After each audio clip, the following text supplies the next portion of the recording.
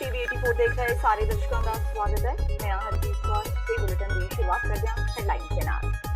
ਨਵਜੋਤ ਸਿੰਘ ਸਿੱਧੂ ਨੇ ਮੁੜ ਘੇਰਿਆ ਨਰਿੰਦਰ ਮੋਦੀ ਨੂੰ। ਸਿੱਧੂ ਨੇ ਕਿਹਾ ਮੱਛਰ ਨੂੰ ਕੱਪੜੇ ਪਾਉਣੇ, ਹਾਥੀ ਨੂੰ ਗੋਦੀ ਵਿੱਚ ਚਲਾਉਣਾ ਤੇ ਮੋਦੀ ਕੋਲੋਂ ਸੱਚ ਬੁਲਵਾਉਣਾ ਅਸੰਭਵ ਹੈ।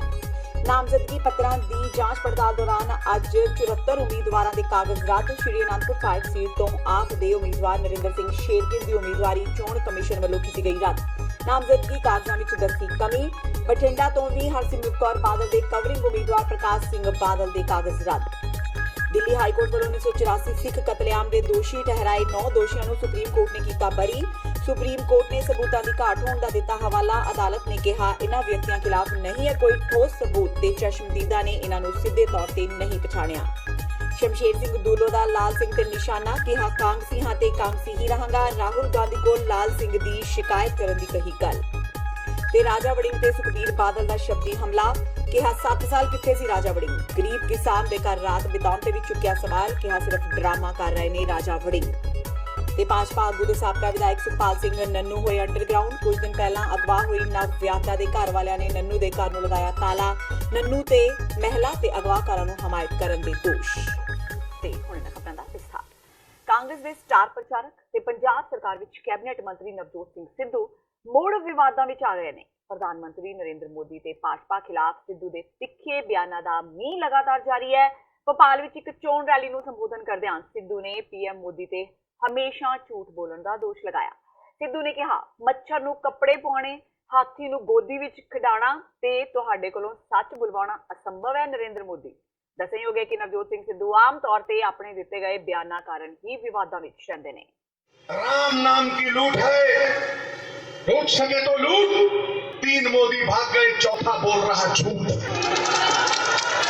नरेंद्र भाई मोदी, तुम कहते थे और बड़ा कुछ कहते थे, बहनों भाइयों, हेलो बहनों भाइयों, बरेली चले गए। मुझे बरेली बड़ी अच्छी लगती है क्योंकि झुमका यही तो गिरा था।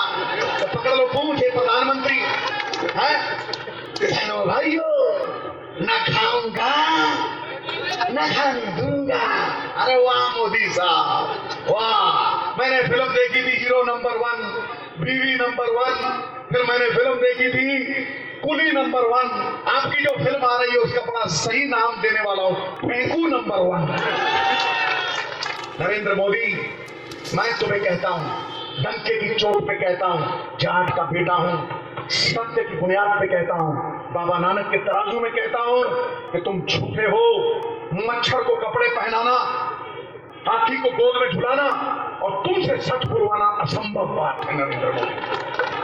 ਸੁਪਰੀਮ ਕੋਰਟ ਨੇ ਸਬੂਤਾਂ ਦੀ ਘਾਟ ਕਾਰਨ 1984 ਸਿੱਖ ਕਤਲੇਆਮ ਦੇ 9 ਦੋਸ਼ੀ ਬਰੀ ਕਰ ਦਿੱਤੇ ਨੇ। ਦਿੱਲੀ ਹਾਈ ਕੋਰਟ ਨੇ ਉਕਤ ਵਿਅਕਤੀਆਂ ਨੂੰ ਤੇ ਲੋਕਪੁਰੀ ਇਲਾਕੇ ਵਿੱਚ ਅਗਜ਼ਨੀ ਕਰਨ ਦਾ ਦੋਸ਼ੀ ਠਹਿਰਾਇਆ ਸੀ, ਪਰ ਹੁਣ ਦੇਸ਼ ਦੀ ਸਿਖਰਲੀ ਅਦਾਲਤ ਨੇ ਇਹਨਾਂ ਨੂੰ ਬਰੀ ਕਰ ਦਿੱਤਾ ਹੈ।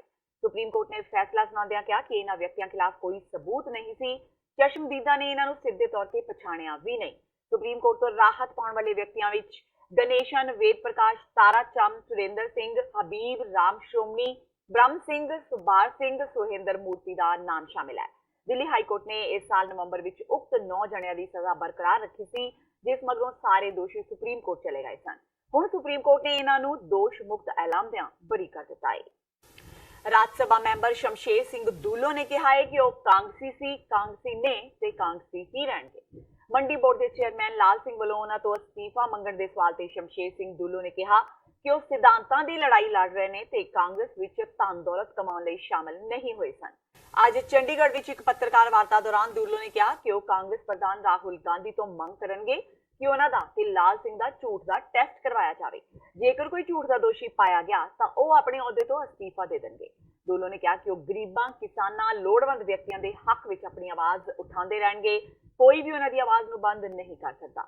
ਦੂਲੋ ਨੇ ਕਿਹਾ ਕਿ ਜਿਹੜੇ ਲੋਕਾਂ ਨੇ ਕਾਂਗਸੀਆਂ ਦਾ ਅੱਤਵਾਦ ਦੌਰਾਨ ਕਤਲ ਕਰਵਾਇਆ ਉਹ ਅੱਜ ਰਾਜ ਭਾਗ ਚਲਾ ਰਹੇ ਨੇ। ਦੂਲੋ ਨੇ ਕਿਹਾ ਕਿ ਲਾਲ ਸਿੰਘ ਨੂੰ ਉਹਨਾਂ ਖਿਲਾਫ ਬਿਆਨ ਦੇਣ ਤੋਂ ਪਹਿਲਾਂ ਪਟਨਾ ਤੋਂ ਚੋਣ ਲੜਦਿਆਂ ਸ਼ਤਰੂਘਨ ਸਿਨਹਾ ਦੇ ਪਰਿਵਾਰ ਬਾਰੇ ਦੇਖ ਲੈਣਾ ਚਾਹੀਦਾ ਸੀ ਤੇ ਜਿਸ ਦੀ ਪਤਨੀ ਸਪਾ ਦੀ ਉਮੀਦਵਾਰ ਹੈ। ਉਹਨਾਂ ਕਿਹਾ ਕਿ ਮਹਿੰਦਰ ਸਿੰਘ KP, ਚੌਧਰੀ ਸੰਤੋਖ ਸਿੰਘ ਸਮੇਤ ਸੀਨੀਅਰ ਕਾਂਗਸੀਆਂ ਨੂੰ ਅਣਗੌਲਾ ਕਰਕੇ ਪੈਸੇ ਵਾਲੇ ਲੋਕਾਂ ਨੂੰ ਟਿਕਟਾਂ ਦਿੱਤੀਆਂ ਗਈਆਂ। ਉਹਨਾਂ ਕਿਹਾ ਕਿ ਲਾਲ ਸਿੰਘ ਨੂੰ ਉਹਨਾਂ ਖਿਲਾਫ ਬਿਆਨਬਾਜ਼ੀ ਕਰਨ ਤੋਂ ਪਹਿਲਾਂ ਆਪਣੀ ਪੀੜ੍ਹੀ ਹੇਠ ਸੋਚਾ ਫੇਰਨਾ ਚਾਹੀਦਾ ਹੈ। इंदिरा गांधी ने अतवाद की लड़ाई लड़ के उन्हें कुर्बानी दी है। ਰਾਜੀਵ ਗਾਂਧੀ ਦੀ ਕੁਰਬਾਨੀ ਹੋਈ ਹੈ। ਉਹ ਜਿਹੜੇ ਅੱਤਵਾਦੀਆਂ ਤੋਂ ਬੰਦੇ ਮਰਾਉਂਦੇ ਤੇ ਅੱਜ ਉਹ ਕਾਬਜ ਬੈਠੇ ਨੇ ਰਾਜ ਭਾਗ। ਅਫਸੋਸ ਦੀ ਤਾਂ ਗੱਲ ਇਹ ਹੈ ਉਹ ਕਾਂਗਰਸੀਆਂ ਨੂੰ ਸਕੀਲ ਦੇ ਨਾਲ ਐਲੀਮੀਨੇਟ ਕਰਨਾ ਚਾਹੁੰਦੇ ਨੇ। 90% ਪੁਰਾਣੇ ਕਾਂਗਰਸੀ ਘਰ ਬਹਾਸ। ਮੈਂ ਡਾਕਟਰ ਕਰਨ ਸਿੰਘ ਸਾਡੇ ਨਾਲ ਮੈਂਬਰ ਰਾਜ ਸਭਾ, ਉਹਦਾ ਪੁੱਤ ਬੀਜੇਪੀ 'ਚ MLA ਬਣਿਆ। ਇੱਕ ਮੁੰਡਾ ਉਹਦਾ PDP 'ਚ, ਸਦਾ ਲਾਲ ਸਿੰਘ ਨੂੰ ਨਹੀਂ ਦਿੱਤੇ। ਇਹ ਜਿਹੜੀਆਂ ਸਿੰਧੀਆ ਫੈਮਿਲੀ ਹੈ, ਹੋਰ ਫੈਮਿਲੀ ਹੈ, ਆਪਣਾ ਪਟਿਆਲੇ ਦੇ ਵਿੱਚ ਕੱਲ੍ਹ ਫਿਰੋਜ਼ਪੁਰ ਦੇ ਵਿੱਚ ਕੀ ਹੋਇਆ ਜਦੋਂ ਕਾਗਜ਼ ਭਰਨੇ ਸੀ, ਉਹਨਾਂ ਬਾਰੇ ਬਾਦਲ ਤੇ ਉਹਨਾਂ ਬਾਰੇ ਚੁੱਪ ਹੈ। ਲਾਲ ਸਿੰਘ ਜੀ ਕੋਈ ਚੁੱਪ ਹੈ, ਬਿਆਨ ਦਿੱਤਾ ਹੈ, ਉਹਨਾਂ ਬਾਰੇ ਵੀ ਬਿਆਨ ਦੇਣ। ਸ਼ਤਰੂਘਨ ਸਿਨਹਾ ਦਾ ਟਿਕਟ ਵਾਪਸ ਕਰਾਵੇ, ਡਾਕਟਰ ਕਰਨ ਸਿੰਘ ਦੇ ਮੁੰਡਿਆਂ ਦੇ ਕਰਾਵੇ। ਇਹ ਦੂਲੋ ਹੀ ਟਾਰਗੇਟ ਹੈ, ਕਿਉਂਕਿ ਜਿਹੜਾ ਕਾਂਗਰਸ ਦੇ ਕਲਚਰ ਦੇ ਖਿਲਾਫ ਉਹ ਸਮਝੌਤਾ ਨਹੀਂ ਕਰਦਾ, ਮਾਫੀਆ ਗਰੁੱਪ ਦੇ ਖਿਲਾਫ ਬੋਲਦਾ, ਜਿਹੜੇ ਕਾਂਗਰਸ ਦੇ ਵਿੱਚ ਐਂਟਰ ਕੀਤੇ ਹੋਏ ਨੇ। ਇਸ ਕਰਕੇ ਇਹਨੂੰ ਟਾਰਗੇਟ ਬਣਾਇਆ ਜਾਂਦਾ। ਸ਼੍ਰੋਮਣੀ ਅਕਾਲੀ ਦਲ ਟਕਸਾਲੀ ਦੇ ਪ੍ਰਧਾਨ ਰਣਜੀਤ ਸਿੰਘ ਬ੍ਰਹਮਪੁਰਾ ਨੇ ਸਾਬਕਾ ਮੁੱਖ ਮੰਤਰੀ ਪ੍ਰਕਾਸ਼ ਸਿੰਘ ਬਾਦਲ ਤੇ ਅਕਾਲੀ ਦਲ ਦੇ ਪ੍ਰਧਾਨ ਸੁਖਬੀਰ ਬਾਦਲ ਖਿਲਾਫ ਖੂਬ ਭੜਾਸ ਕੱਢੀ। ਉਹਨਾਂ ਇਹ ਵੀ ਕਿਹਾ ਕਿ ਉਹ ਇੱਥੇ ਲੋਕਾਂ ਨੂੰ ਕਾਂਗਰਸ ਤੇ ਅਕਾਲੀ ਦਲ ਖਿਲਾਫ ਸੁਚੇਤ ਕਰਨ ਲਈ ਆਏ ਨੇ। ਬਠਿੰਡਾ ਵਿੱਚ ਇੱਕ ਪ੍ਰੈਸ ਕਾਨਫਰੰਸ ਦੌਰਾਨ ਰਣਜੀਤ ਸਿੰਘ ਬ੍ਰਹਮਪੁਰਾ ਨੇ ਕਿਹਾ ਕਿ ਉਹ ਹਲਕੇ ਦੇ ਵੋਟਰਾਂ ਨੂੰ ਅਪੀਲ ਕਰਨ ਆਏ ਨੇ ਕਿ ਉਹ ਬਾਦਲ ਦੇ ਅਕਾਲੀ ਦਲ ਤੇ ਕਾਂਗਰਸ ਦਾ ਸਾਥ ਨਾ ਦੇਣ। ਪੱਤਰਕਾਰਾਂ ਵੱਲੋਂ ਪੁੱਛਣ ਤੇ ਕਿ ਫਿਰ ਉਹ ਇੱਥੇ ਕਿਸ ਦਾ ਸਮਰਥਨ ਕਰਨਗੇ ਤਾਂ ਬ੍ਰਹਮਪੁਰਾ ਨੇ ਗੋਲ-ਮੋਲ ਜਵਾਬ ਦਿੱਤਾ ਕਿ ਇਹ ਉਹਨਾਂ ਦੇ ਵਰਕਰ ਤੈਅ ਕਰਨਗੇ। ਬ੍ਰਹਮਪੁਰਾ ਦੇ ਸਾਥੀ ਰਹਿ ਚੁੱਕੇ ਸੁਖਪਾਲ ਖਹਿਰਾ ਬਠਿੰਡਾ ਤੋਂ ਚੋਣ ਲੜ ਰਹੇ ਨੇ, ਪਰ ਉਹਨਾਂ ਸਿੱਧੇ ਤੌਰ ਤੇ ਖਹਿਰਾ ਦਾ ਸਮਰਥਨ ਨਹੀਂ ਕੀਤਾ। ਰਣਜੀਤ ਸਿੰਘ ਬ੍ਰਹਮਪੁਰਾ ਨੇ ਬੇਅਦਬੀ ਮਾਮਲੇ ਤੇ ਕਿਹਾ ਕਿ ਬਾਦਲ ਤੇ ਕੈਪਟਨ ਰਲੇ ਹੋਏ ਨੇ, ਨਹੀਂ ਤਾਂ ਅੱਜ ਤੱਕ ਬਾਦਲ ਜੇਲ੍ਹ ਵਿੱਚ ਹੁੰਦਾ। ਉਹਨਾਂ ਅਕਾਲੀ ਦਲ ਨੂੰ ਨਸ਼ੇ, ਬੇਅਦਬੀ ਤੇ ਮਾੜੀ ਪਾਰਟੀ ਪ੍ਰਬੰਧਨ ਤੇ ਖੂਬ ਘੇਰਿਆ। ਤੇ ਇਹਨਾਂ ਲੋਕਾਂ ਨੇ ਉਹਨਾਂ ਨੂੰ ਬਚਾਇਆ, ਹੋਰ ਪਾਪ ਕੀਤਾ, ਮਨੁੱਖਤਾ ਦਾ ਇਹਨਾਂ ਨੇ ਘਾਣ ਕੀਤਾ ਵਾ। ਇਹ ਸਭ ਕੁਝ ਜੋ ਕੁਛ ਹੈ ਤੁਹਾਡੇ ਸਾਹਮਣੇ ਆ। ਇਸ ਕਰਕੇ ਅਸੀਂ ਅੱਜ ਤੁਹਾਡੇ ਰਾਹੀਂ ਲੋਕਾਂ ਦੇ ਕੰਨਾਂ ਤੱਕ ਇਹ ਗੱਲ ਪਹੁੰਚਾਉਣ ਵਾਸਤੇ ਆਏ ਆ ਕਿ ਜਿੱਥੇ ਵੀ ਉਹਨਾਂ ਦੇ ਬਾਦਲ ਦੇ ਕੈਂਡੀਡੇਟ ਖੜੇ ਨੇ, ਉਹਨਾਂ ਨੂੰ ਇਹ ਫਰਜ਼ ਬਣਦਾ ਆਪਾਂ ਵੀ ਤਗੜੇ ਹੋ ਕੇ ਉਹਨਾਂ ਨੂੰ ਹਰਾਈਏ। ਜਿੱਥੋਂ ਤੱਕ ਕਾਂਗਰਸ ਪਾਰਟੀ ਦਾ, ਉਹ ਵੀ ਕੋਈ ਚੰਗੀ ਪਾਰਟੀ ਨੇ। 1984 ਦੇ ਵਿੱਚ ਦਰਬਾਰ ਸਾਹਿਬ ਤੇ ਹਮਲਾ ਹੋਇਆ, ਸਭ ਕੁਝ ਹੋਇਆ, ਦਿੱਲੀ 'ਚ ਹੋਇਆ, ਔਰ ਉਹ ਪਾਰਟੀ ਵੀ ਨਖਿੱਧ ਪਾਰਟੀ ਆ। ਅਸੀਂ ਆਪਣੇ ਸਭ ਲੋਕਾਂ ਨੂੰ ਅਪੀਲ ਕਰਦੇ ਹਾਂ, ਇਹਨਾਂ ਨੂੰ ਬਿਲਕੁਲ ਵੋਟ ਨਾ ਪਾਓ। ਤੇ ਜਿਹੜੇ ਦੂਸਰੀਆਂ ਪਾਰਟੀਆਂ ਦੇ ਕੋਈ ਚੰਗੇ ਲੋਕ ਨੇ, ਉਹਨਾਂ ਲੋਕਾਂ ਦੀ ਮਦਦ ਕਰੋ। ਇਹ ਅਸੀਂ ਅੱਜ ਨਹੀਂ ਹਮਾਇਤ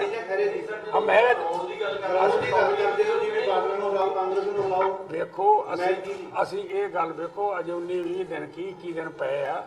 ਇਹ ਫੈਸਲਾ ਅਜੇ ਨਹੀਂ ਕੀਤਾ। ਇਹ ਅਸੀਂ ਆਪਣੇ ਲੋਕਲ ਜਿਹੜੇ ਵਰਕਰ ਹੈ, ਕਿਉਂਕਿ ਅਸੀਂ ਬਾਹਰ ਅੰਮ੍ਰਿਤਸਰ ਵਾਲੇ ਇੱਥੋਂ ਬਾਰੇ ਨਹੀਂ ਜਾਣਦੇ ਵੀ ਇੱਥੇ ਕਿਹੜਾ ਲੋਕਲ ਲੀਡਰ ਹੈ ਜਿਹੜਾ ਉਹ ਚੰਗਾ ਵਾ। ਲੋਕ ਸਭਾ ਚੋਣਾਂ ਨੂੰ ਲੈ ਕੇ ਰਾਜਨੀਤਿਕ ਪਾਰਟੀਆਂ ਵੱਲੋਂ ਕੀਤਾ ਜਾ ਰਿਹਾ ਚੋਣ ਪ੍ਰਚਾਰ ਇਸ ਵੇਲੇ ਸਿਖਰਾਂ ਤੇ ਹੈ। ਪਟਿਆਲਾ ਲੋਕ ਸਭਾ ਸੀਟ ਤੋਂ ਕਾਂਗਰਸ ਪਾਰਟੀ ਦੀ ਉਮੀਦਵਾਰ ਪਰਨੀਤ ਕੌਰ ਵੱਲੋਂ ਅੱਜ ਨਾਭਾ ਹਲਕੇ ਵਿੱਚ 5 ਚੋਣ ਜਲਸਿਆਂ ਨੂੰ ਸੰਬੋਧਨ ਕੀਤਾ ਗਿਆ। ਉਹਨਾਂ ਦੇ ਨਾਲ ਕੈਬਨਿਟ ਮੰਤਰੀ ਪੰਜਾਬ ਸਾਧੂ ਸਿੰਘ ਧਰਮਸੋਤ ਵੀ ਮੌਜੂਦ ਰਹੇ। ਪਰਨੀਤ ਕੌਰ ਨੇ ਆਮ ਆਦਮੀ ਪਾਰਟੀ ਤੇ ਤਿੱਖੇ ਨਿਸ਼ਾਨੇ ਵੀ ਨੇ। ਉਹਨਾਂ ਨਾਭਾ ਬਲਾਕ ਦੇ ਪਿੰਡ ਖੇਤੀ ਜੱਟਾਂ ਦੀ ਆਮ ਆਦਮੀ ਪਾਰਟੀ ਦੀ ਗ੍ਰਾਮ ਪੰਚਾਇਤ ਨੂੰ ਕਾਂਗਰਸ ਵਿੱਚ ਸ਼ਾਮਿਲ ਕੀਤਾ। ਪਰਨੀਤ ਕੌਰ ਨੇ ਗੱਲਬਾਤ ਕਰਦਿਆਂ ਕਿਹਾ ਕਿ ਆਪ ਦਾ ਪੰਜਾਬ ਵਿੱਚੋਂ ਵਜੂਦ ਖਤਮ ਹੋ ਚੁੱਕਾ ਹੈ। ਉਹਨਾਂ ਕਿਹਾ ਕਿ ਪੰਜਾਬ ਵਿੱਚ ਕਾਂਗਰਸ ਨੂੰ ਬਹੁਤ ਵੱਡਾ ਹੁਲਾਰਾ ਮਿਲ ਰਿਹਾ ਹੈ। ਸਨੀ ਦਿਓਲ ਤੇ ਤੰਜ ਕੱਸਦਿਆਂ ਉਹਨਾਂ ਕਿਹਾ ਕਿ ਉਹਦਾ ਸਟਾਰ ਬੰਦਾ ਹੈ, ਉਸ ਨੂੰ ਜ਼ਮੀਨੀ ਹਕੀਕਤ ਨਹੀਂ ਪਤਾ, ਇਸ ਲਈ ਲੋਕ ਉਸ ਨੂੰ ਵੋਟਾਂ ਨਹੀਂ ਪਾਉਣਗੇ ਤੇ ਸੁਨੀਲ ਜਾਖੜ ਹੀ ਭਾਰੀ ਬਹੁਮਤ ਨਾਲ ਜਿੱਤ ਹਾਸਲ ਕਰਨਗੇ। ਇਸ ਦੌਰਾਨ ਉਹਨਾਂ ਨਰਿੰਦਰ ਮੋਦੀ ਤੇ ਸਨੀ ਦਿਓਲ ਤੇ ਖੂਬ ਤੰਜ ਕੱਸੇ ਤੇ ਚੌਕੀਦਾਰ ਚੋਰ ਹੈ ਦੇ ਨਾਰੇ ਵੀ ਲਗਾਏ।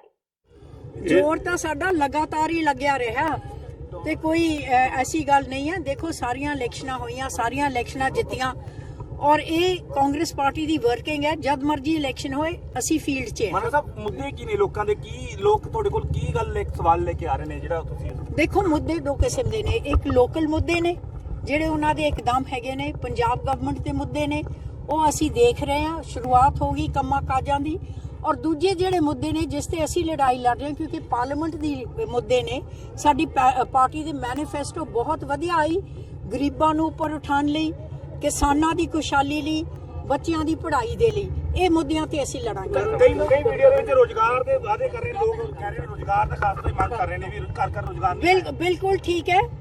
ਕੁਰਕੀ ਕਰੀ ਹੋਈ ਸਰਕਾਰ 10 ਸਾਲ ਚਲਾ ਕੇ ਇਹਨਾਂ ਨੇ 2 ਸਾਲ ਪਹਿਲੇ ਦਿੱਤੀ ਸਾਨੂੰ, ਔਰ ਉਹ ਸਾਧਨ ਬਣਾਉਣੇ ਪੈਂਦੇ ਨੇ। ਸਾਧਨ ਸ਼ੁਰੂ ਹੋ ਗਏ ਬਣਨ ਔਰ ਫਿਰ ਰੋਜ਼ਗਾਰ ਵੀ ਮਿਲੂਗਾ। ਅਕਾਲੀ ਦਲ ਦੇ ਪ੍ਰਧਾਨ ਸੁਖਬੀਰ ਬਾਦਲ ਨੇ ਕੈਪਟਨ ਸਰਕਾਰ ਵੱਲੋਂ ਅਕਾਲੀ ਆਗੂਆਂ ਤੇ ਝੂਠੇ ਪਰਚੇ ਦਰਜ ਕੀਤੇ ਜਾਣ ਦਾ ਦੋਸ਼ ਲਗਾਇਆ ਹੈ। ਅੱਜ ਫਿਰੋਜ਼ਪੁਰ ਹਲਕੇ ਵਿੱਚ ਆਪਣੇ ਚੋਣ ਪ੍ਰਚਾਰ ਦੌਰਾਨ ਸੁਖਬੀਰ ਬਾਦਲ ਨੇ ਕਾਂਗਰਸ ਅਤੇ ਆਮ ਆਦਮੀ ਪਾਰਟੀ ਤੇ ਖੂਬ ਨਿਸ਼ਾਨੇ ਵੀ ਨੇ। ਪੁਲਿਸ ਅਫਸਰਾਂ ਨੂੰ ਤਾੜਨਾ ਕਰਦਿਆਂ ਸੁਖਬੀਰ ਨੇ ਕਿਹਾ ਕਿ ਜਿਹੜੇ ਅਫਸਰ ਕਾਂਗਰਸੀਆਂ ਦੇ ਕਹਿਣ ਤੇ ਅਕਾਲੀ ਵਰਕਰਾਂ ਤੇ ਝੂਠੇ ਪਰਚੇ ਕਰਦੇ ਨੇ, ਉਹਨਾਂ ਦੀ ਸਰਕਾਰ ਆਉਣ ਤੇ ਉਹਨਾਂ ਨਾਲ ਸਖਤੀ ਨਾਲ ਨਜਿੱਠਿਆ ਜਾਵੇਗਾ। ਮੈਂ ਤੁਹਾਨੂੰ ਦੱਸਦਾ, ਮੈਂ ਪੰਜਾਬ ਦੇ ਸਾਰੇ ਇਲਾਕਿਆਂ ਵਿੱਚ ਗਿਆ। ਜੇ ਕਿਸੇ ਨੇ ਸਭ ਤੋਂ ਵੱਧ ਕੰਮ ਪਾਇਆ, ਇੱਕ ਤਾਂ ਜੀਵਨ ਵਾਲੇ ਨੇ, ਐਮਐਲਏ ਨੇ, ਇੱਕ ਥੋੜੇ ਨੇ।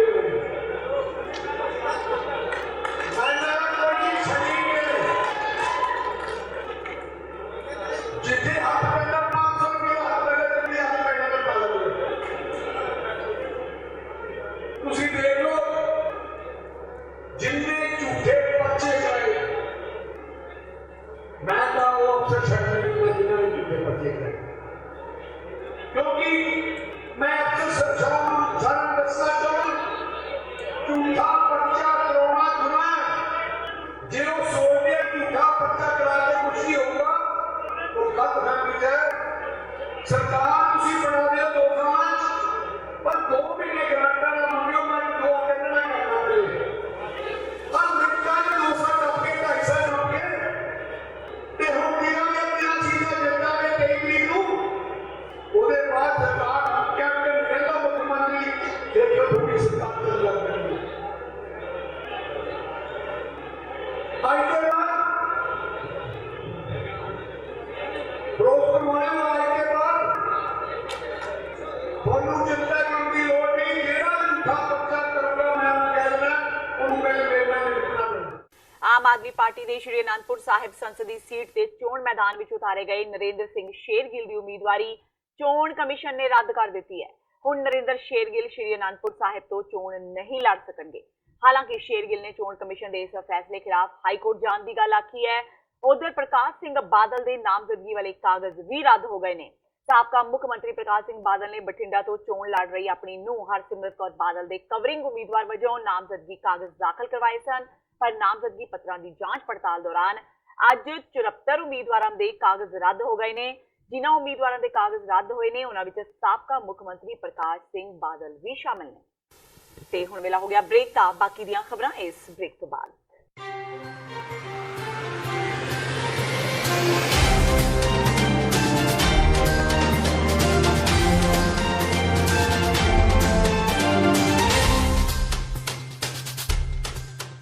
ਕੀ ਤੁਸੀਂ ਰੋਜ਼ਾਨਾ ਕੰਮ ਤੇ ਆਪਣਾ ਵਧੇਰੇ ਸਮਾਂ ਬਿਤਾਉਣ ਤੋਂ ਪਰੇਸ਼ਾਨ ਹੋ? ਆਪਣੀ ਪੂੰਜੀ ਨੂੰ ਕੰਮ ਤੇ ਲਗਾਓ, ਸਾਡੇ ਨਾਲ ਇਨਵੈਸਟ ਕਰੋ। ਅਸੀਂ ਤੁਹਾਡੀ ਪੂੰਜੀ ਤੋਂ ਤੁਹਾਡੇ ਲਈ ਵਧੇਰੇ ਪੈਸੇ ਬਣਾ ਸਕਦੇ ਹਾਂ। ਅਸੀਂ ਪ੍ਰਾਈਵੇਟ ਇਕੁਇਟੀ ਇਨਵੈਸਟਮੈਂਟ ਫਰਮ ਹਾਂ ਤੇ ਕਮਰਸ਼ੀਅਲ ਰੀਅਲ ਏਸਟੇਟ ਵਿੱਚ ਮਾਹਿਰ ਹਾਂ। Property management, leasing, asset management, commercial real estate investment ਵਿੱਚ ਸਾਰੀਆਂ ਸੇਵਾਵਾਂ ਲਈ ਅਮਰੀਕਾ ਭਰ ਵਿੱਚੋਂ ਤੁਸੀਂ ਸਾਡੇ ਤੱਕ ਪਹੁੰਚ ਕਰ ਸਕਦੇ ਹੋ। ਆਜ਼ਾਦ ਕਮਰਸ਼ੀਅਲ ਰੀਅਲਟੀ ਸਰਵਿਸਿਜ਼ ਤੇ Azad family trust, 701 North Post Oak Road, suite number 204, Houston, Texas.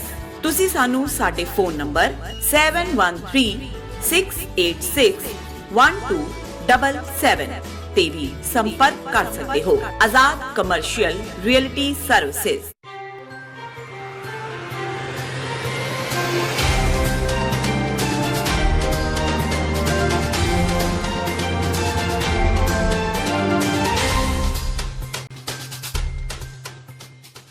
Break ਤੋਂ ਬਾਅਦ ਟੀਵੀ 84 ਦੇ ਖਬਰਾਂ ਦੇ ਬੁਲੇਟਿਨ ਵਿੱਚ ਸਵਾਗਤ ਹੈ। ਵਧਦੇ ਹਾਂ ਅਗਲੀ ਖਬਰ ਵੱਲ। ਬਠਿੰਡਾ ਤੋਂ ਕਾਂਗਰਸ ਪਾਰਟੀ ਦੇ ਉਮੀਦਵਾਰ ਅਮਰਿੰਦਰ ਸਿੰਘ ਰਾਜਾ ਵੜਿੰਗ ਨੂੰ ਆਏ ਦਿਨ ਲੋਕਾਂ ਦੇ ਵਿਰੋਧ ਦਾ ਸਾਹਮਣਾ ਕਰਨਾ ਪੈ ਰਿਹਾ ਹੈ। ਇਸ ਵਾਰ ਬਠਿੰਡਾ ਦੇ ਲਹਿਰੀ ਪਿੰਡ ਵਿੱਚ ਮੀਟਿੰਗ ਕਰਨ ਲਈ ਪਹੁੰਚੇ ਰਾਜਾ ਵੜਿੰਗ ਤੇ ਇੱਕ ਔਰਤ ਨੇ ਜ਼ਮੀਨ ਤੇ ਕਬਜ਼ਾ ਕਰਨ ਦਾ ਦੋਸ਼ ਲਗਾਇਆ, ਜਿਸ ਨਾਲ ਮੀਟਿੰਗ ਵਿੱਚ ਹੰਗਾਮਾ ਹੋ ਗਿਆ। ਦੱਸ ਦਈਏ ਕਿ ਇਸ ਤੋਂ ਪਹਿਲਾਂ ਵੀ ਰਾਜਾ ਵੜਿੰਗ ਦੀ ਮੀਟਿੰਗ ਵਿੱਚ ਨੌਜਵਾਨਾਂ ਨੇ ਨੌਕਰੀ ਨਾ ਦੇਣ ਦੀ ਗੱਲ ਕਹਿ ਕੇ ਮਾਈਕ ਖੋਲਿਆ ਸੀ ਤੇ ਰਾਜਾ ਵੜਿੰਗ ਨੂੰ ਖਰੀਆਂ ਸੁਣਾਈਆਂ ਸਨ। ਰਾਜਾ ਵੜਿੰਗ ਨੂੰ ਹਰ ਵਾਰ ਵਿਰੋਧ ਦਾ ਸਾਹਮਣਾ ਕਰਨਾ ਪੈ ਰਿਹਾ ਹੈ, ਕਿਉਂਕਿ ਕੈਪਟਨ ਨੇ ਸੱਤਾ ਵਿੱਚ ਆਉਣ ਤੋਂ ਪਹਿਲਾਂ ਲੋਕਾਂ ਨਾਲ ਜੋ ਵਾਅਦੇ ਕੀਤੇ ਸਨ ਉਹ ਪੂਰੇ ਨਹੀਂ ਹੋਏ, ਜਿਸ ਕਾਰਨ ਲੋਕਾਂ ਵਿੱਚ ਭਾਰੀ ਰੋਸ ਹੈ। ਇਹ ਪੇੜ ਲੋਕ ਇਸ ਕਰਕੇ ਕਿ ਰਾਜਾ ਵੜਿੰਗ ਦੀਆਂ ਜਿਹੜੀਆਂ ਵੀਡੀਓ ਕੋਈ ਵਾਇਰਲ ਹੋਵੇ, ਜੇ ਰਾਜਾ ਵੜਿੰਗ ਮਾੜਾ ਹੋਵੇ, ਗਿੱਦੜ ਵਿੱਚੋਂ ਅੱਜ ਤੱਕ ਕੋਈ ਕਾਂਗਰਸੀ ਜਿੱਤਿਆ ਨਹੀਂ। ਇਹ 47 ਸਾਲਾਂ ਬਾਅਦ ਰਾਜਾ ਵੜਿੰਗ ਇੱਕ ਪਹਿਲਾ ਕਾਂਗਰਸੀ ਬੰਦਾ ਹੈ ਜਿਹੜਾ ਗਿੱਦੜ ਵਿੱਚੋਂ ਜਿੱਤ ਕੇ ਆਇਆ। ਫਿਰ ਇੱਕ ਵਾਰੀ ਨਹੀਂ, ਫਿਰ ਇੱਕ ਵਾਰੀ ਨਹੀਂ ਜਿੱਤਿਆ। ਪਹਿਲੀ ਵਾਰੀ 14,000 ਵੋਟਾਂ ਤੇ ਜਿੱਤਿਆ, ਫਿਰ 19,000 ਵੋਟਾਂ ਤੇ ਜਿੱਤਿਆ। ਇਹ ਬੀਬੀ ਦੇ ਕਹਿਣ ਨਾਲ ਕੋਈ ਫਰਕ ਨਹੀਂ ਪੈਂਦਾ। ਦੁਨੀਆ ਔਰ ਰਾਜੇ ਸੁਣ ਲਓ ਤੇ ਤੀਜੀ ਵਾਰੀ ਜੇ ਵੜਿੰਗ ਐਸਾ ਬੰਦਾ ਹੋਵੇ, ਅੱਜ ਤੱਕ ਪੰਜਾਬ 'ਚ ਕਦੇ ਕਿਸੇ ਨੇ ਨਹੀਂ ਕਿਹਾ। ਇਹ ਪਤਾ ਕਿਉਂ ਕਹਿੰਦੀ ਹੈ? ਇਹ ਭਾਈ ਮੇਰੇ ਭਾਈ ਕਿਉਂ ਕਹਿੰਦੇ ਆ? ਕਿਉਂਕਿ ਪਰਸੋਂ ਨਥਾਣੇ ਵਿੱਚ ਬੀਬੀ ਹਰਸਿਮਰਤ ਕੌਰ ਦੇ ਫੰਕਸ਼ਨ ਦੇ ਵਿੱਚ ਲੜਾਈ ਹੋ ਗਈ।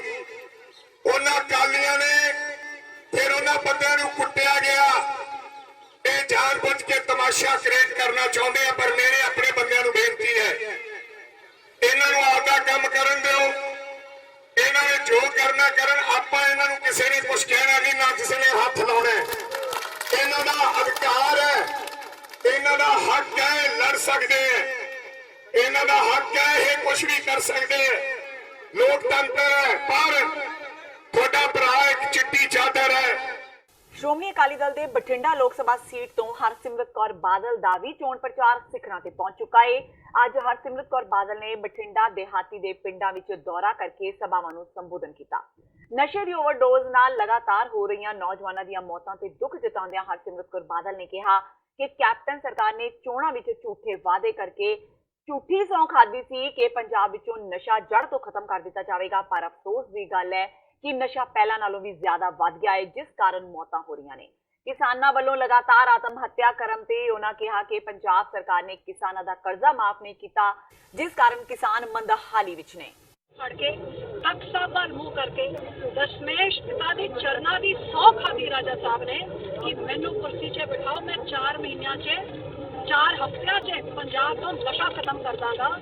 ਤੇ ਅੱਜ 2 ਸਾਲ ਹੋ ਚੱਲੇ ਨੇ, 550 ਤੋਂ ਵੱਧ ਬੱਚਿਆਂ ਦੀ ਨਸ਼ੇ ਦੇ ਨਾਲ ਮੌਤਾਂ ਹੋ ਚੁੱਕੀਆਂ। ਅੱਜ ਵੀ ਹੋਈ, ਪਰਸੋਂ ਵੀ ਰੋਜ਼ ਹੋਈ ਜਾ ਰਹੀਆਂ ਨੇ ਤੇ ਨਸ਼ਾ ਇੰਨਾ ਵੱਧ ਗਿਆ ਕਿ ਖਤਮ ਦੀ 3 ਗੁਣਾ ਵੱਧ ਕੇ ਗਲੀ ਵਿੱਚ ਨਸ਼ਾ ਵਿਕ ਰਿਹਾ। ਹੋਮ ਡਿਲੀਵਰੀ ਨਸ਼ਾ ਤੇ ਹੋ ਰਹੀ ਹੈ।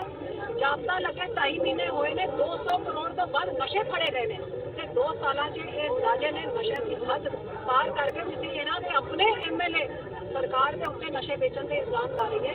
ਜਿਸ ਆਦਮੀ ਨੂੰ, ਜਿਸ ਇਨਸਾਨ ਨੂੰ ਰੱਬ ਦਾ ਵੀ ਭੈ ਨਹੀਂ। ਲੁਧਿਆਣਾ ਵਿੱਚ ਲੋਕ ਇਨਸਾਫ ਪਾਰਟੀ ਦੇ ਮੁਖੀ ਤੇ PDA ਤੋਂ ਉਮੀਦਵਾਰ ਸਿਮਰਜੀਤ ਸਿੰਘ ਬੈਂਸ ਨੇ ਅੱਜ ਇੱਕ ਪ੍ਰੈਸ ਕਾਨਫਰੰਸ ਕਰਦਿਆਂ ਮਹੇਸ਼ਿੰਦਰ ਸਿੰਘ ਗਰੇਵਾਲ ਤੇ ਰਵਨੀਤ ਬਿੱਟੂ ਵੱਲੋਂ ਉਹਨਾਂ ਤੇ ਲਗਾਏ ਜਾ ਰਹੇ ਜਾਇਦਾਦ ਦੇ ਇਲਜ਼ਾਮਾਂ ਸੰਬੰਧੀ ਸਫਾਈ ਦਿੱਤੀ ਹੈ। ਬੈਂਸ ਨੇ ਕਿਹਾ ਕਿ ਉਹਨਾਂ ਦਾ ਜੀਵਨ ਖੁੱਲੀ ਕਿਤਾਬ ਹੈ ਤੇ ਵਿਰੋਧੀਆਂ ਕੋਲ ਕੋਈ ਹੋਰ ਮੁੱਦਾ ਨਹੀਂ, ਇਸ ਕਰਕੇ ਉਹ ਜਾਣਬੁੱਝ ਕੇ ਅਜਿਹੇ ਮੁੱਦੇ ਉਛਾਲ ਕੇ ਲੋਕਾਂ ਵਿੱਚ ਉਹਨਾਂ ਦਾ ਅਕਸ ਖਰਾਬ ਕਰਨ ਦੀਆਂ ਕੋਸ਼ਿਸ਼ਾਂ ਕਰ ਰਹੇ ਨੇ। ਬੈਂਸ ਨੇ ਕਿਹਾ ਕਿ ਜੇਕਰ ਉਹਨਾਂ ਨੇ ਆਪਣੇ ਨਾਮਜ਼ਦਗੀ ਪੱਤਰ ਵਿੱਚ ਜਾਇਦਾਦ ਸੰਬੰਧੀ ਜਾਣਕਾਰੀ ਨਾ ਦਿੱਤੀ ਹੁੰਦੀ ਤਾਂ ਕੇਂਦਰ ਵਿੱਚ ਭਾਜਪਾ ਦੀ ਸਰਕਾਰ ਹੈ ਤੇ ਪੰਜਾਬ ਵਿੱਚ ਕਾਂਗਰਸ ਦੀ, ਤਾਂ ਉਹਨਾਂ ਦੀ ਨਾਮਜ਼ਦਗੀ ਰੱਦ ਕਿਉਂ ਨਾ ਕੀਤੀ ਗਈ। ਬੈਂਸ ਨੇ ਕਿਹਾ ਕਿ ਉਹ ਸਾਈਕਲ ਚਲਾਉਣ ਵਾਲੇ ਪਰਿਵਾਰ ਨਾਲ ਸੰਬੰਧ ਰੱਖਦੇ ਨੇ ਤੇ ਆਪਣੀ ਮਿਹਨਤ ਤੇ ਕਿਰਤ ਦੀ ਕਮਾਈ ਨਾਲ ਉਹਨਾਂ ਨੇ ਇਹ ਪੂਰੀ ਜਾਇਦਾਦ ਬਣਾਈ ਹੈ। ਬੈਂਸ ਨੇ ਕਿਹਾ ਕਿ ਜਿਵੇਂ ਹੀਰੋ ਸਾਈਕਲ, A1 ਸਾਈਕਲ ਵਾਲਿਆਂ ਨੇ ਮਿਹਨਤ ਕਰਕੇ ਵੱਡੀਆਂ ਕੰਪਨੀਆਂ ਖੜੀਆਂ ਕੀਤੀਆਂ ਨੇ, ਉਵੇਂ ਹੀ ਉਹਨਾਂ ਨੇ ਵੀ ਸਖਤ ਮਿਹਨਤ ਕੀਤੀ ਹੈ। ਹਾਂਜੀ, ਉਹ ਕਹਿੰਦੇ ਵੀ ਇਨਕਮ ਟੈਕਸ ਤੋਂ ਮੈਨੂੰ ਜਾਣਕਾਰੀ ਮਿਲੀ ਆ ਵੀ ਬੈਂਸ ਦੀ ਟੋਲ ਦੇ ਨਾਲ ਹਿੱਸੇਦਾਰੀ ਆ। ਬੈਂਸ ਨੇ 20 ਏਕੜ ਦੀ 15 ਏਕੜ ਦੀ ਕੋਠੀ ਬਣਾਈ ਆ, ਹੋਰ ਵੀ ਬੜਾ ਕੁਝ ਉਹਨਾਂ ਨੇ ਬੋਲਿਆ, ਕੋਠੀਆਂ ਬਣਾਈਆਂ, ਸ਼ੂਗਰ ਮਿਲ ਹੈਗੀ ਆ। ਸੋ ਬੈਂਸ ਦੀ ਜੀਵਨ ਦੀ ਕਿਤਾਬ ਖੁੱਲੀ ਆ, ਕੋਈ ਦੋਸਤ ਉਹਦਾ ਕੋਈ ਸਫਾ ਪੜ੍ਹ ਸਕਦਾ। ਕੁਝ ਲੋਕ ਕਹਿੰਦੇ ਆ ਬੈਂਸ ਵੈਸਪੇ ਤੋਂ ਐਡਾ ਵੱਡਾ ਕਾਰੋਬਾਰੀ ਕਿਵੇਂ ਬਣ ਗਿਆ। ਵੈਸਪੇ ਤੋਂ ਨਹੀਂ, ਸਾਈਕਲ ਤੋਂ। ਝੂਠ ਬੋਲਦੇ ਆ ਉਹ, ਥੋੜਾ ਜਿਹਾ ਕਰੈਕਸ਼ਨ ਕਰ ਦਿੰਦਾ। ਬੈਂਸ ਵੈਸਪੇ ਤੋਂ ਨਹੀਂ, ਬੈਂਸ ਸਾਈਕਲ ਤੋਂ ਇੱਥੇ ਤੱਕ ਪਹੁੰਚਿਆ। ਬੈਂਸ ਦੇ ਪਿਤਾ ਜੀ, ਮਰਹੂਮ ਪਿਤਾ ਜੀ ਲੁਧਿਆਣੇ ਦੇ ਵਿੱਚ ਆ ਕੇ ਜਦੋਂ 56 ਦੇ ਵਿੱਚ ਆਏ, 82 ਕਿਲੋਮੀਟਰ ਦੂਰ ਲੁਧਿਆਣੇ ਤੋਂ ਜ਼ਿਲ੍ਹਾ ਹੁਸ਼ਿਆਰਪੁਰ ਦੇ ਵਿੱਚ ਸਾਡਾ ਜੱਦੀ ਪਿੰਡ ਹੈ, ਸਾਈਕਲ ਤੇ ਜਾਂਦੇ ਸੀ। ਮੈਂ ਪਿਤਾ ਜੀ ਤੋਂ ਪੁੱਛਣਾ, ਗੱਲਾਂ ਸੁਣਾਉਂਦੇ ਸੀ ਵੀ ਇੰਨਾ ਆ ਕੇ ਸਟਰਗਲ ਕੀਤਾ। ਮੈਂ ਪੁੱਛਣਾ, ਪਿਤਾ ਜੀ ਤੁਸੀਂ ਬੱਸ ਨਹੀਂ ਸੀ ਹੁੰਦੀ, ਬੱਸ ਤੇ ਚਲੇ ਜਾਂਦੇ? ਤੇ ਮੇਰੇ ਪਿਤਾ ਜੀ ਮੈਨੂੰ ਕਹਿੰਦੇ ਸੀ, ਬੇਟਾ ਬੱਸ ਦਾ ਕਿਰਾਇਆ ਲੱਗਦਾ ਸੀ, ਦਸਤੇ ਤੋਂ ਨਹੀਂ, ਅਸੀਂ ਸਾਈਕਲ ਤੋਂ ਉੱਠੇ ਹਾਂ। ਅੱਜ ਗੁਰੂ ਸਾਹਿਬ ਦੀ ਕਿਰਪਾ, ਦਸਾਂ ਨੌਂ ਦੀ ਕਿਰਤ ਦੇ ਬਲਬੂਤੇ ਦੇ ਉੱਤੇ ਲੁਧਿਆਣੇ ਦੇ ਵਿੱਚ ਬਹੁਤ ਸਾਰੀਆਂ ਐਸੀਆਂ ਉਦਾਹਰਨਾਂ ਨੇ, ਚਾਹੇ ਉਹ ਰਾਲਸਨ ਆ, ਚਾਹੇ ਉਹ ਏਬਨ ਆ, ਚਾਹੇ ਉਹ ਹੀਰੋ ਹੈ। ਆਪਣੀ ਮਿਹਨਤ ਸਦਕਾ ਜਦੋਂ 1947 ਦਾ ਡਿਵੀਜ਼ਨ ਹੋਇਆ ਤੇ ਇਹਨਾਂ ਦੇ ਪੁਰਖੇ ਲੁਧਿਆਣੇ ਆ ਕੇ ਪਿੱਠ ਦੇ ਉੱਤੇ ਪੇਟੀਆਂ ਢੋਂਦੇ ਰਹੇ, ਚਾਹੇ ਜੋ ਵਰਲਡ ਫੇਮਸ ਬਣੇ ਹੋਏ ਆ। ਬੈਂਸ ਨੂੰ ਕਿਸੇ ਗਰੇਵਾਲ, ਕਿਸੇ ਮਜੀਠੀਏ, ਕਿਸੇ ਕੈਪਟਨ, ਕਿਸੇ ਕੜੇ ਕਾਂਗਰਸੀ ਤੋਂ ਕੋਈ ਸਰਟੀਫਿਕੇਟ ਦੀ ਜ਼ਰੂਰਤ ਨਹੀਂ। ਬੈਂਸ ਦਾ ਜੀਵਨ ਖੁੱਲੀ ਕਿਤਾਬ ਆ, ਕੋਈ ਪੇਜ ਪੜਿਆ ਜਾ ਸਕਦਾ। ਬੈਂਸ ਬੇਈਮਾਨ ਸਰਕਾਰਾਂ ਦਾ ਤੇ ਬੇਈਮਾਨ ਮਾਫੀਆ ਲੋਕਾਂ ਦਾ ਸਭ ਤੋਂ ਵੱਡਾ ਐਕਸਪੋਜ਼ਰ ਆ। ਚਿਹਰੇ ਬੇਨਕਾਬ ਕਰਦਾ, ਪੋਤੜੇ ਫੋਲਦਾ, ਇਹਨਾਂ ਦੇ ਹਰ ਰੋਜ਼ ਫੋਲਦਾ। ਫਿਰੋਜ਼ਪੁਰ ਵਿੱਚ ਕੁਝ ਦਿਨ ਪਹਿਲਾਂ ਅਗਵਾ ਹੋਈ ਨਵ ਵਿਆਹਤਾ ਦਾ ਮਾਮਲਾ ਗੰਭੀਰ ਰੂਪ ਧਾਰਨ ਕਰਦਾ ਜਾ ਰਿਹਾ ਹੈ। ਮੰਗਲਵਾਰ ਨੂੰ ਅਗਵਾ ਲੜਕੀ ਦੇ ਪਤੀ ਸਤਨਾਮ ਸਿੰਘ ਨੇ ਸੈਂਕੜੇ ਲੋਕਾਂ ਨਾਲ ਮਿਲ ਕੇ ਸਾਬਕਾ ਵਿਧਾਇਕ ਤੇ ਸਾਬਕਾ ਪਾਰਲੀਮੈਂਟ ਸਕੱਤਰ ਸੁਖਪਾਲ ਸਿੰਘ ਨੰਨੂ ਦੀ ਕੋਠੀ ਦੇ ਬਾਹਰ ਧਰਨਾ ਦਿੱਤਾ ਤੇ ਕੋਠੀ ਦਾ ਗੇਟ ਬੰਦ ਕਰਕੇ ਤਾਲੇ ਠੋਕ ਦਿੱਤੇ। ਧਰਨਾਕਾਰੀਆਂ ਵਿੱਚ ਜ਼ਿਆਦਾਤਰ ਔਰਤਾਂ ਸਨ, ਜਿਨ੍ਹਾਂ ਅਕਾਲੀ ਭਾਜਪਾ ਦੇ ਆਗੂਆਂ ਦਾ ਪਿੱਟ ਸਿਆਪਾ ਕੀਤਾ ਤੇ ਦੋਸ਼ ਲਗਾਏ ਕਿ ਅਕਾਲੀ ਦਲ ਦੇ ਸੁੱਚਾ ਸਿੰਘ ਲੰਗਾ ਤੇ ਭਾਜਪਾ ਦੇ ਸੁਖਪਾਲ ਨੰਨੂ ਔਰਤਾਂ ਦਾ ਸਰੀਰਕ ਸ਼ੋਸ਼ਣ ਕਰਨ ਵਿੱਚ ਮੁਹਾਰਤ ਹਾਸਲ ਰੱਖਦੇ ਨੇ। ਉਹਨਾਂ ਕਿਹਾ ਕਿ ਇਹਨਾਂ ਦੋਵਾਂ ਪਾਰਟੀਆਂ ਨੂੰ ਬਾਹਰ ਦਾ ਰਸਤਾ ਦਿਖਾਉਂਦਿਆਂ ਇਹਨਾਂ ਖਿਲਾਫ ਸਖਤ ਤੋਂ ਸਖਤ ਕਾਰਵਾਈ ਕਰਨੀ ਚਾਹੀਦੀ ਹੈ। ਅਗਵਾ ਲੜਕੀ ਦੇ ਪਤੀ ਸਤਨਾਮ ਸਿੰਘ ਨੇ ਕੋਠੀ ਨੂੰ ਤਾਲੇ ਲਗਾਉਣ ਮੌਕੇ ਰੋਸ ਜਤਾਉਂਦਿਆਂ ਕਿਹਾ ਕਿ ਪੁਲਿਸ ਅਜੇ ਤੱਕ ਇਸ ਮਾਮਲੇ ਵਿੱਚ ਢਿੱਲੀ ਕਾਰਵਾਈ ਕਰ ਰਹੀ ਹੈ। ਉਹਨਾਂ ਕਿਹਾ ਕਿ ਜੇਕਰ ਪੁਲਿਸ ਨੇ ਇਸ ਮਾਮਲੇ 'ਚ ਕੋਈ ਕਾਰਵਾਈ ਨਾ ਕੀਤੀ ਤਾਂ ਆਉਣ ਵਾਲੇ ਦਿਨਾਂ ਵਿੱਚ ਉਹ ਆਪਣੇ ਸੈਂਕੜੇ ਸਾਥੀਆਂ ਸਣੇ ਸੰਘਰਸ਼ ਹੋਰ ਤਿੱਖਾ ਕਰਨਗੇ ਤੇ ਨੈਸ਼ਨਲ ਹਾਈਵੇ ਨੂੰ ਜਾਮ ਕਰ ਦੇਣਗੇ। ਕਿਸੇ ਸ਼ੱਕ ਹੈ ਜੀ? ਸ਼ੱਕ ਤਾਂ ਨਹੀਂ, ਸਾਰਾ ਪੁਲਿਸ ਇਨਕੁਆਇਰੀ ਕਰਦੀ ਪਈ ਹੈ। ਪੁਲਿਸ ਨੇ ਇਨਕੁਆਇਰੀ 'ਚ ਕੀ ਦੱਸਿਆ ਤੁਹਾਨੂੰ? ਕੀ ਨੰਬਰ ਨਿਕਲੇ, ਕੀ ਹੋਇਆ? ਪੁਲਿਸ ਇਨਕੁਆਇਰੀ 'ਚ ਇਹੀ ਦੱਸਿਆ ਗਿਆ ਹੈ ਕਿ ਨੰਨੂ ਦੇ ਜ਼ਿਆਦਾ ਕਾਲਿੰਗ ਆਈ ਹੈ, ਕੁੜੀ ਨਾਲ ਗੱਲਬਾਤ ਹੋਈ ਹੈ। ਨੰਨੂ ਕੌਣ ਹੈ ਜੀ? ਸੁਖਪਾਲ ਸਿੰਘ ਨੰਨੂ ਸਾਬਕਾ ਐਮਐਲਏ ਫਿਰੋਜ਼ਪੁਰ ਦਾ ਜੀ। ਅੱਛਾ ਜੀ। ਉਹਨਾਂ ਨਾਲ ਕਾਲਿੰਗ ਹੋਈ ਹੈ ਤੇ ਸੁਧਾਰ ਤੇ ਉਹ ਕਰਦੇ ਪਏ, ਇਨਕੁਆਇਰੀ ਕਰਦੇ ਕੀ ਪਏ। ਸੁਖਪਾਲ ਸਿੰਘ ਨੰਨੂ ਉਹਨਾਂ ਦੇ ਰਿਸ਼ਤੇਦਾਰ ਹੈ ਜਾਂ ਕਿੰਨੀ ਕੁ ਕਾਲਿੰਗ ਜਿਹੜੀ ਨਿਕਲੀ ਹੈਗੀ ਹੈ? ਤੁਹਾਡੇ ਨਾਲ ਜਾਣ ਪਛਾਣ ਹੈ ਜਾਂ ਨਹੀਂ, ਉਹਨਾਂ ਨਾਲ ਸਹੁਰਾ ਪਰਿਵਾਰ ਨਾਲ? ਸਹੁਰਾ ਪਰਿਵਾਰ ਨਾਲ ਜਾਣ ਪਛਾਣ ਸੀ, ਸਾਡੇ ਨਾਲ ਤਾਂ ਕੋਈ ਉਹਨਾਂ ਜਾਣ ਪਛਾਣ ਨਹੀਂ ਸੀ ਤੇ ਉਹਨਾਂ ਘਰੇ ਆਉਂਦਾ ਜਾਂਦਾ ਸੀ। ਤੇ ਬਾਕੀ ਕੋਲ ਡਿਟੇਲ ਦਾ ਉਹਨਾਂ ਖਿਲਾਫ ਨਿਕਲੀ ਹੈ। ਬਾਕੀ ਆ ਨਹੀਂ ਪਤਾ ਕਿੰਨੇ ਰੈਗੂਲਰੀ ਗੱਲ ਕਰਦੇ, ਉਹਨਾਂ ਪਤਾ ਇਹਨਾਂ ਕਾਫੀ ਆਈਆਂ ਡਿਟੇਲਾਂ ਆਈਆਂ। ਸ਼੍ਰੋਮਣੀ ਕਮੇਟੀ ਦੇ ਮੁੱਖ ਸਕੱਤਰ ਡਾਕਟਰ ਰੂਪ ਸਿੰਘ ਨੇ ਭਾਰਤ ਸਰਕਾਰ ਸੰਬੰਧਿਤ ਵਿਭਾਗ ਤੇ ਪੰਜਾਬ ਦੇ ਮੁੱਖ ਮੰਤਰੀ ਨੂੰ ਇੱਕ ਪੱਤਰ ਲਿਖ ਕੇ ਮੰਗ ਕੀਤੀ ਹੈ ਕਿ ਨੈਸ਼ਨਲ ਹਾਈਵੇ ਅਥਾਰਟੀ ਭਾਰਤ ਵੱਲੋਂ ਸ਼੍ਰੀ ਹਰਮੰਦਰ ਸਾਹਿਬ, ਸ਼੍ਰੀ ਦਰਬਾਰ ਸਾਹਿਬ ਨੂੰ ਆਉਣ ਵਾਲੇ ਰਸਤਿਆਂ ਸੰਬੰਧੀ ਲਗਾਏ ਗਏ ਸਾਈਨ ਬੋਰਡ ਤੇ ਲਿਖੇ ਸੁਨਹਿਰੀ ਮੰਦਰ ਨੂੰ ਤੁਰੰਤ ਠੀਕ ਕਰਵਾਇਆ ਜਾਵੇ। ਉਹਨਾਂ ਗਲਤ ਬੋਰਡ ਉਤਾਰਨ ਲਈ ਵੀ ਕਿਹਾ ਹੈ। ਦੱਸ ਦਈਏ ਕਿ national highway authority of India ਨੇ ਸ਼੍ਰੀ ਹਰਮੰਦਰ ਸਾਹਿਬ ਨੂੰ ਆਪਣੀਆਂ ਸੜਕੀ ਸੰਕੇਤ ਤਖਤੀਆਂ ਤੇ ਸੁਨਹਿਰੀ ਮੰਦਰ ਲਿਖ ਦਿੱਤਾ ਹੈ। ਸ਼੍ਰੋਮਣੀ ਗੁਰਦੁਆਰਾ ਪ੍ਰਬੰਧਕ ਕਮੇਟੀ ਨੇ ਇਸ ਦਾ ਸਖਤ ਨੋਟਿਸ ਲੈਂਦਿਆਂ ਅਥਾਰਟੀ, ਕੇਂਦਰ ਤੇ ਪੰਜਾਬ ਸਰਕਾਰ ਨੂੰ ਇਸ ਗਲਤੀ ਨੂੰ ਫੌਰੀ ਤੌਰ ਤੇ ਦੂਰ ਕਰਨ ਲਈ ਕਿਹਾ ਹੈ। ਸ਼੍ਰੀ ਦਰਬਾਰ ਸਾਹਿਬ ਨੂੰ ਆਉਣ ਵਾਲੇ ਰਸਤਿਆਂ ਤੇ ਸ਼੍ਰੀ ਹਰਮੰਦਰ ਸਾਹਿਬ ਨੂੰ ਸੁਨਹਿਰੀ ਮੰਦਰ ਲਿਖੇ ਜਾਣ ਤੇ ਸਿੱਖ ਸੰਗਤ ਨੇ ਵੀ ਸਖਤ ਇਤਰਾਜ਼ ਜਤਾਇਆ ਹੈ। ਇਹ ਪਹਿਲੀ ਵਾਰ ਨਹੀਂ ਹੈ ਕਿ ਸੜਕਾਂ ਤੇ ਲੱਗੇ ਬੋਰਡ ਤੇ ਗਲਤ ਲਿਖਿਆ ਗਿਆ ਹੋਵੇ। ਇਸ ਤੋਂ ਪਹਿਲਾਂ ਜਲੰਧਰ ਵਿੱਚ ਸੜਕ ਤੇ ਲੱਗੇ ਬੋਰਡ ਤੇ ਸ਼੍ਰੀ ਦੁਰਗਿਆਣਾ ਮੰਦਰ ਦੇ ਨਾਲ ਰੇਲਵੇ ਸਟੇਸ਼ਨ ਨਾਲ ਵੀ ਸ਼੍ਰੀ ਲਗਾ ਦਿੱਤਾ ਗਿਆ ਸੀ। ਉਂਝ ਵੀ ਕੌਮੀ ਸ਼ਾਹਰਾਹ ਤੇ ਪੰਜਾਬੀ ਲਿਖਣ ਵਿੱਚ ਗਲਤੀਆਂ ਅਕਸਰ ਹੀ ਦੇਖਣ ਨੂੰ ਮਿਲਦੀਆਂ ਨੇ। ਇੰਨੀ ਵੱਡੀ ਕੁਤਾਹੀ ਤੋਂ ਸਾਫ਼ ਹੈ ਕਿ NHAI ਦੇ ਇਹ ਸੰਕੇਤ ਬੋਰਡ ਕਿੰਨੀ ਕੁ ਸਹੀ ਸੂਚਨਾ ਦਿੰਦੇ ਨੇ। ਅਮਰੀਕਾ ਵਿੱਚ ਸਿੱਖਾਂ ਨੂੰ ਵਸਦਿਆਂ 1 ਸਦੀ ਤੋਂ ਵੱਧ ਦਾ ਸਮਾਂ ਹੋ ਚੁੱਕਾ ਹੈ। ਖੇਤੀਬਾੜੀ ਦੇ ਧੰਦੇ ਤੋਂ ਲੈ ਕੇ ਹਰ ਖੇਤਰ ਵਿੱਚ ਸਿੱਖਾਂ ਨੇ ਵੱਡੀਆਂ ਮੱਲਾਂ ਮਾਰੀਆਂ ਨੇ। ਕੰਪਿਊਟਰ, ਜਹਾਜ਼ ਬਣਾਉਣ ਵਾਲੀ ਕੰਪਨੀ, ਡਾਕਟਰੀ, ਪੈਟਰੋਲ ਪੰਪ, ਹੋਟਲ, ਮੋਟਲ ਵਰਗੇ ਕਾਰੋਬਾਰਾਂ ਵਿੱਚ ਵੱਡੀ ਗਿਣਤੀ ਵਿੱਚ ਸਿੱਖ ਸ਼ਾਮਿਲ ਨੇ। ਇੱਕ ਸਿਆਸਤ ਹੀ ਅਜਿਹਾ ਪੱਖ ਸੀ ਜਿਸ ਵਿੱਚ ਸਿੱਖਾਂ ਨੇ ਬਹੁਤਾ ਧਿਆਨ ਨਹੀਂ ਦਿੱਤਾ, ਪਰ ਹੁਣ ਕੈਨੇਡਾ ਦੀ ਤਰਜ਼ ਤੇ ਅਮਰੀਕਾ ਵਸਦੇ ਸਿੱਖਾਂ ਨੇ ਵੀ ਹੌਲੀ-ਹੌਲੀ ਇਸ ਪਾਸੇ ਵੱਲ ਕਦਮ ਵਧਾਉਣੇ ਸ਼ੁਰੂ ਕਰ ਦਿੱਤੇ ਨੇ। ਵਾਸ਼ਿੰਗਟਨ ਸਟੇਟ ਤੋਂ ਬੀਬੀ ਮਨਕਾ ਢੀਂਗਰਾ ਜੀ ਨੇ ਸਟੇਟ ਸੈਨੇਟਰ ਤੇ ਸਿਆਟਲ ਦੇ ਨਾਲ ਲੱਗਦੇ ਸ਼ਹਿਰ ਕੈਂਟ ਵਿੱਚ ਬੀਬੀ ਸਤਵਿੰਦਰ ਕੌਰ ਨੇ ਸਿਟੀ ਕੌਂਸਲ ਦੀ ਸੀਟ ਤੋਂ ਜਿੱਤ ਪ੍ਰਾਪਤ ਕਰਕੇ ਸਿੱਖ ਕੌਮ ਦਾ ਸਿਰ ਮਾਣ ਨਾਲ ਉੱਚਾ ਕੀਤਾ ਹੈ। ਹੁਣ ਇਸੇ ਲੜੀ ਨੂੰ ਅੱਗੇ ਤੋਰਦਿਆਂ ਕੈਂਟ ਸ਼ਹਿਰ ਤੋਂ ਸਰਦਾਰ ਹੀਰਾ ਸਿੰਘ ਸਿਟੀ ਕੌਂਸਲਰ ਦੀ ਚੋਣ ਲੜਨ ਲਈ ਦੁਬਾਰਾ ਮੈਦਾਨ ਵਿੱਚ ਨਿਤਰੇ ਨੇ। 2 ਸਾਲ ਪਹਿਲਾਂ ਉਹ ਪ੍ਰਾਇਮਰੀ ਚੋਣ ਤਾਂ ਜਿੱਤ ਗਏ ਸਨ, ਪਰ ਫਾਈਨਲ ਹਾਰ ਗਏ ਸਨ। ਅੱਜ ਉਹਨਾਂ ਦੀ ਹਮਾਇਤ ਲਈ ਇੱਕ ਸਮਾਗਮ ਰੱਖਿਆ ਗਿਆ ਸੀ ਜਿਸ ਵਿੱਚ ਪੰਜਾਬੀ ਭਾਈਚਾਰੇ ਨੇ ਵੱਡੀ ਗਿਣਤੀ ਵਿੱਚ ਸ਼ਿਰਕਤ ਕੀਤੀ ਤੇ ਦਿਲ ਖੋਲ ਕੇ ਮਾਲੀ ਮਦਦ ਵੀ ਕੀਤੀ। ਮੈਂ ਇੱਥੋਂ ਕੈਂਟ ਸਿਟੀ ਦਾ ਰਹਿਣ ਵਾਲਾ ਹਾਂ। ਕੈਂਟ ਸਿਟੀ ਕਾਉਂਸਲ ਲਈ ਪੋਜੀਸ਼ਨ 3 ਲਈ ਰਨ ਕਰ ਰਿਹਾ। ਸੋ ਅੱਜ ਇੱਥੇ ਜਿਹੜਾ ਇਕੱਠ ਹੋਇਆ, ਇਹ ਮੇਰੀ ਕੈਂਪੇਨ ਕਿਕ ਆਫ ਨੂੰ ਸਪੋਰਟ ਕਰਨ ਲਈ ਸੀ। ਸੋ ਸਭ ਤੋਂ ਪਹਿਲਾਂ ਉਸ ਪਰਮਾਤਮਾ ਦਾ ਧੰਨਵਾਦ ਜਿਨ੍ਹਾਂ ਨੇ ਇੰਨੇ ਪਿਆਰੇ ਔਰ ਦੋਸਤ ਮਿੱਤਰ ਭੈਣ ਭਰਾ ਦਿੱਤੇ ਆ ਜਿਹੜੇ ਅੱਜ ਸਾਰੇ ਸਪੋਰਟ ਤੇ ਇਕੱਠੇ ਹੋਏ ਆ, ਔਰ ਉਸ ਵਾਹਿਗੁਰੂ ਦੀ ਕਿਰਪਾ ਨਾਲ ਹੀ ਇਹ ਕੰਮ ਚੱਲ ਰਿਹਾ ਜੀ, ਮਾਲਕ ਕਰਦਾ। ਸੋ ਕੈਂਟ ਸਿਟੀ ਕਾਉਂਸਲ ਤੇ ਟੋਟਲ 7 ਕਾਉਂਸਲ ਮੈਂਬਰ ਹੁੰਦੇ ਆ ਜੀ, ਜਿਨ੍ਹਾਂ ਦੇ ਹਰੇਕ 2 ਸਾਲ ਇਲੈਕਸ਼ਨ ਹੁੰਦੇ ਆ, ਇੱਕ ਵਾਰੀ 4 ਤੇ ਇੱਕ ਵਾਰੀ 3। ਇਸ ਵਾਰੀ 4 ਸੀਟਾਂ ਅਵੇਲੇਬਲ ਨੇ ਜਿਨ੍ਹਾਂ ਦੀ ਪੋਜੀਸ਼ਨ 3 ਤੇ ਮੈਂ ਰਨ ਕਰ ਰਿਹਾ। ਸੋ ਇਹਦਾ ਫੇਜ਼ਸ ਹੁੰਦੇ ਆ। ਇਲੈਕਸ਼ਨ ਹਜੇ ਪ੍ਰਾਇਮਰੀ ਇਲੈਕਸ਼ਨ ਅਗਸਤ 'ਚ ਹੋਣੇ ਆ ਤੇ ਜਨਰਲ ਇਲੈਕਸ਼ਨ ਨਵੰਬਰ 'ਚ ਹੋਣੇ ਆ, ਪਰ ਜਿਹੜਾ ਇਹ ਪਹਿਲਾ ਫੇਜ਼ ਅਗਸਤ ਵਾਸਤੇ ਸਭ ਤੋਂ ਪਹਿਲਾ ਫੇਜ਼ ਹੁੰਦਾ ਕੈਂਪੇਨ ਦਾ ਫੰਡ ਰੇਜ਼ਿੰਗ ਕਰਨਾ, ਕਿਉਂਕਿ ਪੈਸੇ ਦੀ ਲੋੜ ਆ। ਜੇ ਤੁਸੀਂ ਪੈਸਾ ਪਹਿਲਾਂ ਇਕੱਠਾ ਕਰ ਲੈਂਦੇ ਹੋ ਦੈਨ ਯੂ ਹੈਵ ਟਾਈਮ ਡੋਰ ਨੋਕਿੰਗ ਕਰਨਾ, ਲੋਕਾਂ ਦੇ ਘਰਾਂ ਜਾ ਕੇ ਦੱਸਣਾ। ਔਰ ਜਿਹੜੀ ਮੇਰੇ ਵਾਸਤੇ ਚੈਲੰਜ ਵਾਲੀ ਗੱਲ ਆ, ਕਿਉਂਕਿ ਇੱਕ ਦਸਤਾਰਧਾਰੀ ਵਾਸਤੇ ਲੋਕਾਂ ਨੂੰ ਇਹ ਦੱਸਣਾ ਵੀ ਅਸੀਂ ਕੌਣ ਆ, ਕਿੱਥੋਂ ਆਏ ਆ, ਉਹ ਐਡ ਪੁਆਇੰਟ ਆ। ਸੋ ਇਸ ਕਰਕੇ ਜ਼ਿਆਦਾ ਮਿਹਨਤ ਕਰਨੀ ਪੈਂਦੀ ਆ, ਪਰ ਉਸ ਪਰਮਾਤਮਾ ਦੀ ਕਿਰਪਾ ਜੀ ਇੱਥੇ ਸਾਡੇ ਬਹੁਤ ਹੀ ਪਿਆਰੇ ਸੱਜਣ ਮਿੱਤਰ ਨੇ ਜਿਹੜੇ ਹੈਲਪ ਕਰਦੇ ਆ, ਸਾਡੇ ਬੱਚੇ ਆ ਜਿਹੜੇ ਹੈਲਪ ਕਰਦੇ ਆ। ਸੋ ਇਹਨਾਂ ਦੇ ਨਾਲ ਸਹਿਯੋਗ ਨਾਲ ਹੀ ਕੰਮ ਚੱਲ ਰਿਹਾ ਜੀ। ਸੋ ਅੱਗੇ ਵੀ ਉਮੀਦ ਕਰਦੇ ਆ ਕਿ ਇਹਨਾਂ ਵੱਲੋਂ ਸਹਿਯੋਗ ਮਿਲਦਾ ਰਹੂਗਾ। ਹੁਣ ਅੱਗੇ ਡੋਰ ਨੋਕਿੰਗ ਹੋਣੀ ਆ, ਮੇਲਰਸ ਜਾਣੇ ਆ, ਮੀਡੀਆ ਡਿਜ਼ਾਈਨ ਹੋਣਾ। ਸੋ ਬਹੁਤ ਸਾਰਾ ਕੰਮ ਪਿਆ ਅੱਜ ਪੈਂਡਿੰਗ। ਸੋ ਅੱਜ ਦੀ ਸ਼ੁਰੂਆਤ ਆ, ਸੋ ਸ਼ੁਰੂਆਤ ਹੋ ਗਈ ਹੈ ਜੀ। ਸੋ ਸਾਰਿਆਂ ਵੱਲੋਂ ਮੇਰੀ ਬੇਨਤੀ ਹੈ ਸਾਰਿਆਂ ਨੂੰ ਕਿ ਪ੍ਰਮਾਤਮਾ ਅੱਗੇ ਅਰਦਾਸ ਕਰੋ ਕਿ ਆਪਣੀ ਚੜ੍ਹਦੀ ਕਲਾ ਹੋਵੇ, ਇਸ ਕੌਮ ਦੀ ਚੜ੍ਹਦੀ ਕਲਾ ਹੋਵੇ, ਸਾਡੇ ਕੌਮ ਨੂੰ ਹਮੇਸ਼ਾ ਪ੍ਰਮਾਤਮਾ ਚੜ੍ਹਦੀ ਕਲਾ ਵਿੱਚ ਰੱਖੇ। ਇਸ ਸਮਾਗਮ ਵਿੱਚ ਨੌਜਵਾਨ ਪੀੜ੍ਹੀ ਦਾ ਰੋਲ ਬਹੁਤ ਸ਼ਲਾਘਾਯੋਗ ਸੀ। ਸਟੇਜ ਦੀ ਸਾਰੀ ਸੇਵਾ ਜੋਬਨ ਕੌਰ ਤੇ ਸ਼ਰਨਦੀਪ ਕੌਰ ਬਹੁਤ ਖੂਬਸੂਰਤ ਤਰੀਕੇ ਨਾਲ ਨਿਭਾਉਂਦੇ ਨਜ਼ਰ ਆਏ। ਡਾਕਟਰ ਜਸਮੀਤ ਸਿੰਘ ਨੇ ਜਿੱਥੇ ਆਈਆਂ ਸੰਗਤਾਂ ਦਾ ਧੰਨਵਾਦ ਕੀਤਾ, ਉੱਥੇ ਸਰਦਾਰ ਹੀਰਾ ਸਿੰਘ ਦੀ ਵੱਧ ਚੜ ਕੇ ਮਾਲੀ ਮਦਦ ਕਰਨ ਦੀ ਅਪੀਲ ਵੀ ਕੀਤੀ, ਜਿਸ ਤੋਂ ਪ੍ਰਭਾਵਿਤ ਹੋ ਕੇ ਸੰਗਤਾਂ ਨੇ ਅੱਧੇ ਘੰਟੇ ਵਿੱਚ ਹੀ $25,000 ਉਹਨਾਂ ਦੀ ਝੋਲੀ ਪਾ ਦਿੱਤੇ। ਸਰਦਾਰ ਹੀਰਾ ਸਿੰਘ ਦੇ ਨਾਲ ਹਰ ਤਰ੍ਹਾਂ ਦਾ ਸਹਿਯੋਗ ਦੇਣ ਲਈ ਕੁਝ ਹੋਰ ਭਾਈਚਾਰਿਆਂ ਦੇ ਲੋਕ ਵੀ ਪਹੁੰਚੇ ਹੋਏ ਸਨ, ਜਿਨ੍ਹਾਂ ਨੇ ਇਕੱਠ ਨੂੰ ਸੰਬੋਧਨ ਕੀਤਾ। Hi, my name is Mizan Rahman. I am Hira's friend.